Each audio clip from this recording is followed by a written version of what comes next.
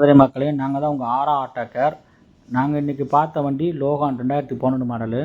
Customer சொன்ன problem என்ன அப்படின்னா, வண்டியில் பிரேக் சுத்தமாக இல்லை, வண்டி ஆட்டோமேட்டிக்காக ரேஸ் ஆகுது, ஆனால் வண்டி வெஹிக்கிள் பிக்கப் இல்லை அப்படின்னு சொன்னாங்க. நாங்கள் வண்டியை நேராக போய் செக் பண்ணி பார்த்ததில் வண்டியில் ஏபிஎஸ் ப்ராப்ளமும், வாட்டர் ஃபில் சென்சார் ப்ராப்ளமும், ஸ்பீடோமீட்டர் சென்சார் ப்ராப்ளமும் இருந்தது. அதை செக் பண்ணி பார்க்கும்போது வண்டியில் மெயின் லைன், அதாவது பேட்டரி லைனில் வந்து கரண்ட் சப்ளை கம்மியாக இருந்த மாதிரி சொன்னாங்க.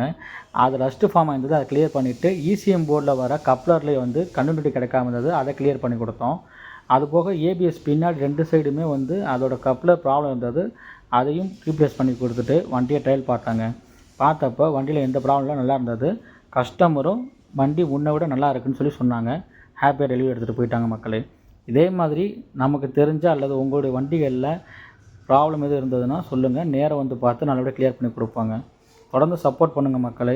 நன்றி. நாங்கள் எல்லா வகையான கார்கள், பஸ்ஸு, லாரி, டிப்பர் எல்லா வண்டிகளுக்கும் பார்த்தீங்கன்னா ஸ்கேன் டூல் ஒர்க் பார்க்குறோம்.